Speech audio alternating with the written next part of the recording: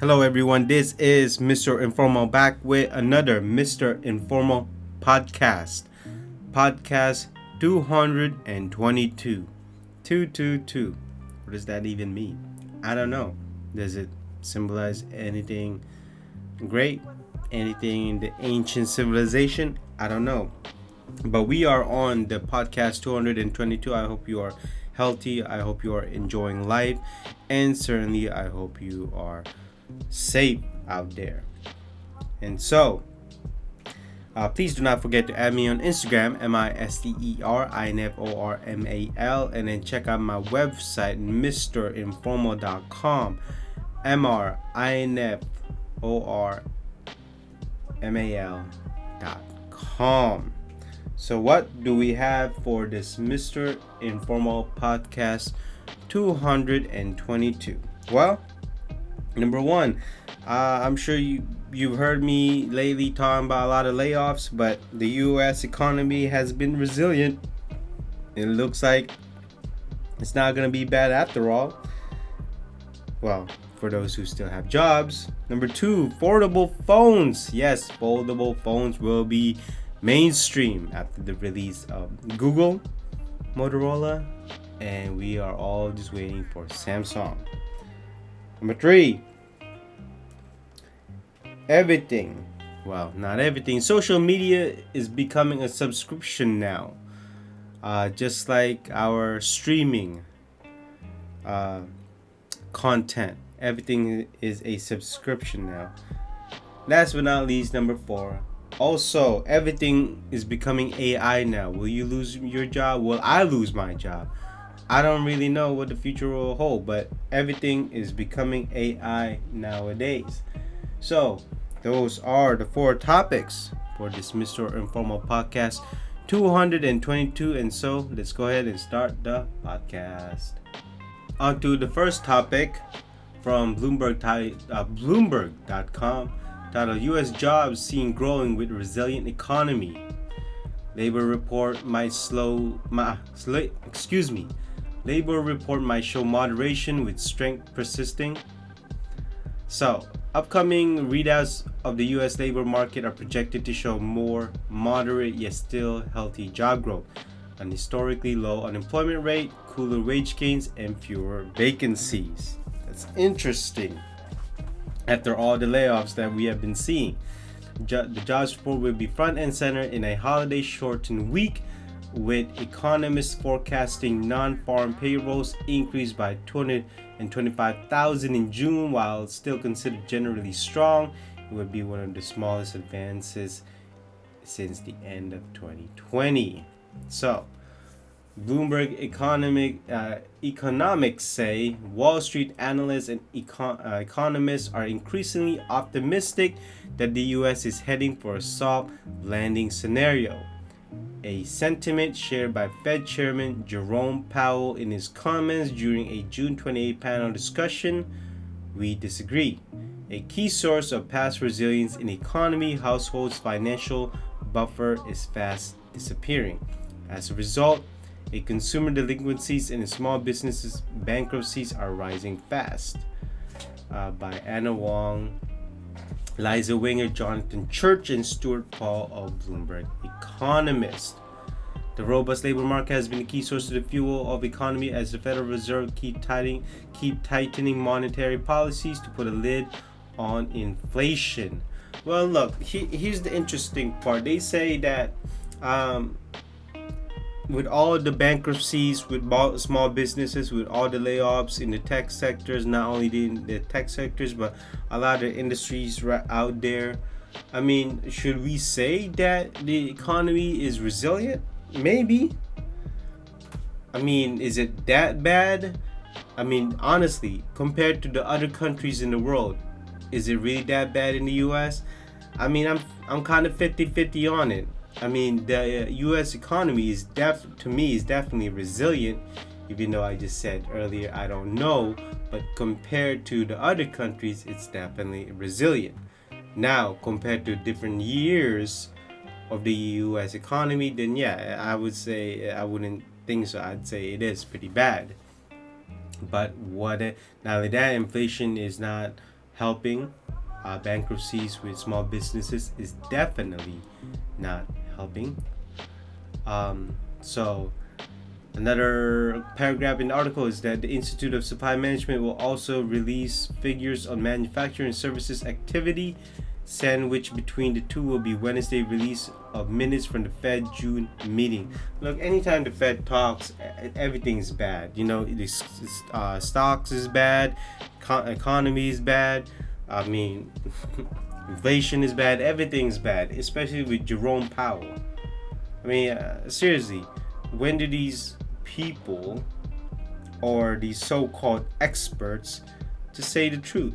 They know they don't want to say the truth because they don't want their stocks to go down. For some reason, other people's stock goes down while their stock goes up.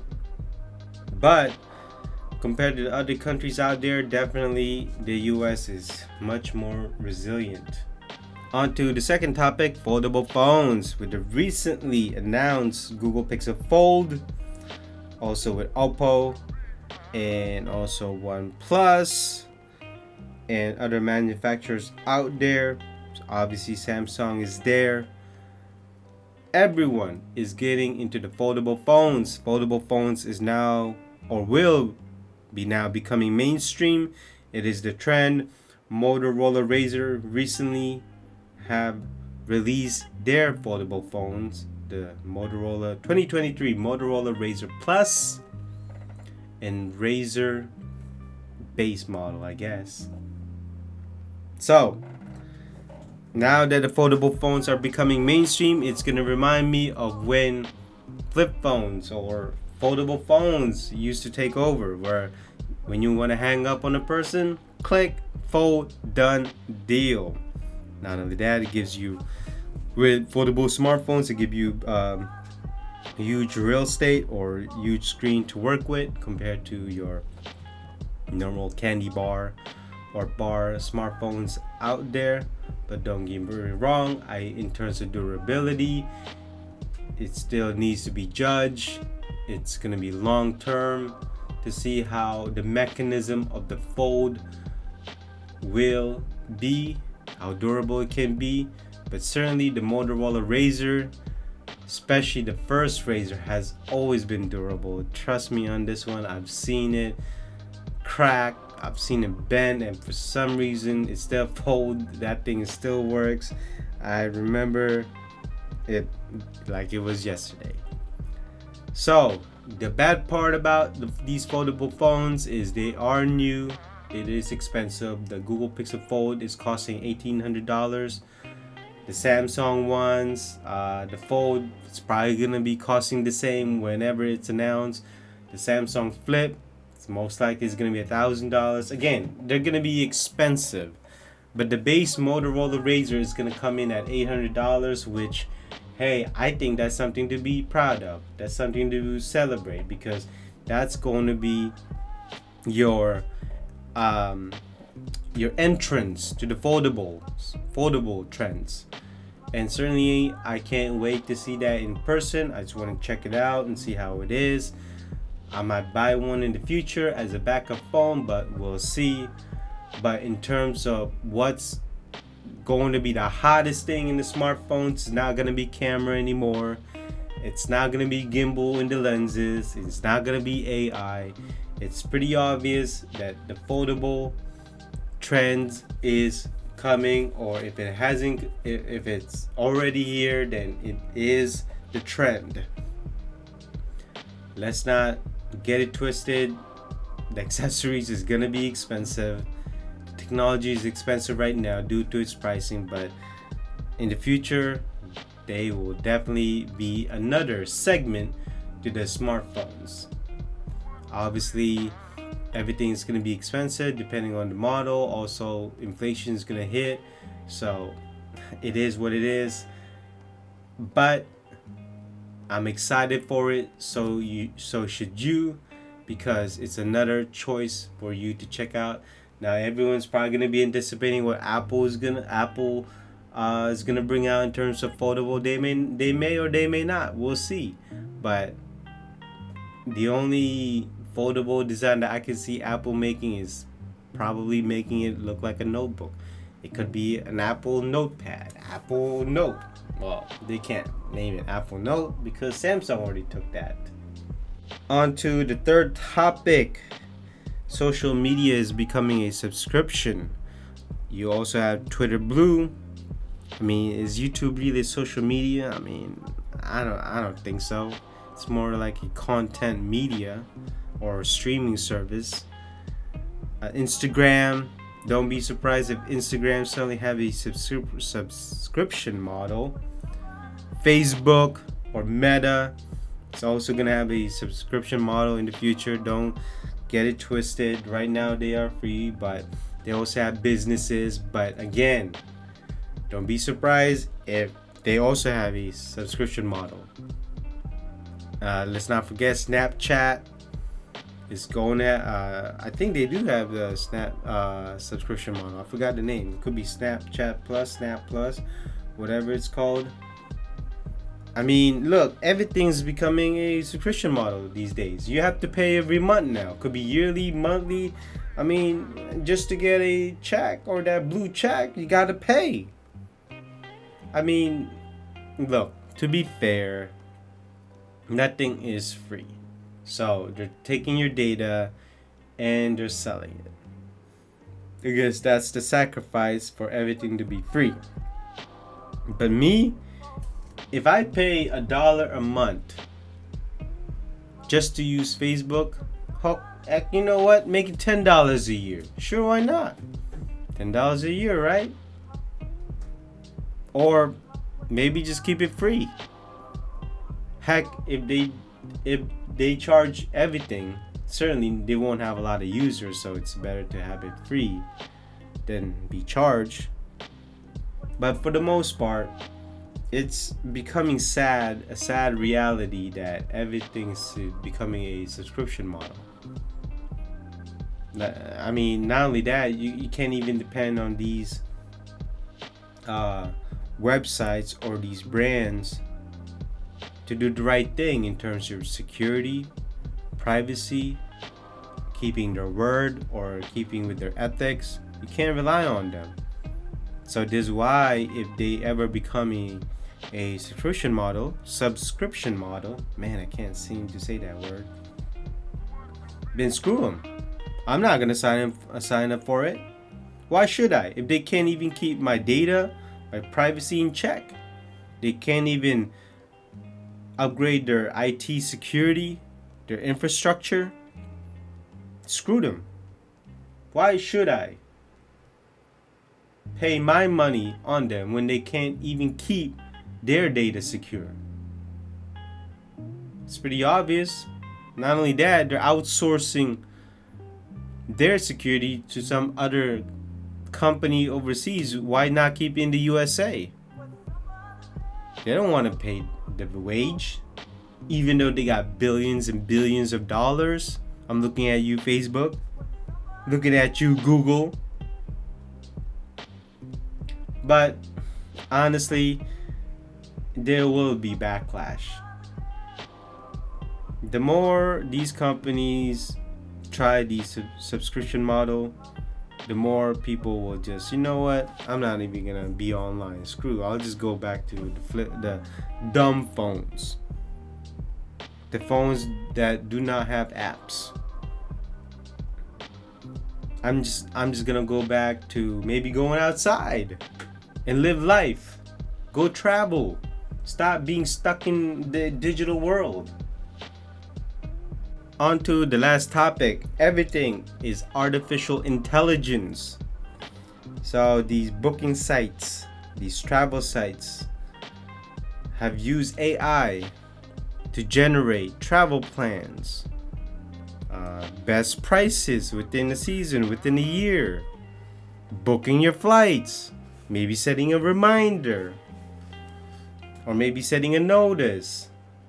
These AI. Also, when it comes to these shopping brands, they're also using AI in terms of the fit. What's a good price? What's a good value? Where can you get it? Where can you pick it up? Also, when it comes to social media, how they cater your data much better. They've done it before, but now they're actually catering on your personality and in your lifestyle. Check out Instagram. Don't be surprised if Instagram suddenly recommends you certain things that are within your interest. Hey, that could be pretty good, or that could be pretty bad, but it is certainly creepy. These AI know you better than you know yourself. Also, these gaming brands also going to use AI to generate much better pixels, where to put resources, so and so. So they may not hire enough people, or they don't need to hire enough people to do other jobs because AI can just do it. What about these phones? These phones are in the future are gonna have an integrated AI that could collect your data, that could send your data to a centralized data infrastructure or a data center. Actually, I would not want that. If there is a phone that has AI built in, I do not want it. Now you're telling me that Hey Google or Siri or Bixby, come on, they're not at that level yet of AI. What I mean is AI, these chat GPTs, these AI platforms that Microsoft and Google are developing, they are monstrous. They are monsters. I'm telling you, I am not a fan of them. I would never want to use them. Also, don't be surprised if AI controls your house now. What if your AI gets hacked? This is why I'm not a fan of smart homes. I don't care if you can control your furnace, your AC, your security. I am certainly not a fan. So, I'm more of a fan of certain things. I do believe that if you have a house, you should have cameras. I'm not a fan of having to control my thermostat when I'm away. I'm not a fan of that. Because again, anybody can just control it. I'm not a fan of having these AI in my house, or even Amazon Echo. I'm just not a fan. Just don't be surprised. All you need to know is if you get hacked one time, that's it. I'm telling you, your data is gone. Heck, your data is hacked. But apparently everything's AI nowadays, and don't be surprised if everything that we search on in YouTube is AI generated videos. You don't even know if that's a real person or not. It looks like that's been happening. I'm just not a fan of it. Are you a fan of it? Well, let me know. And so that concludes this Mr. Informal Podcast 222. That's right, 222. Hopefully you listened to me from beginning to end, and if you did, I am appreciative, or I appreciated that you listened to me from beginning to end, and hopefully I gave you some insights, and hopefully I gave you some news that you have not heard before. Please do not forget to add me on Instagram, MisterInformal, and then check out my website, MrInformal.com, MrInformal.com. And so I hope you stay safe, you stay healthy, and certainly you enjoy life. And so I will see you in the next podcast. Bye-bye.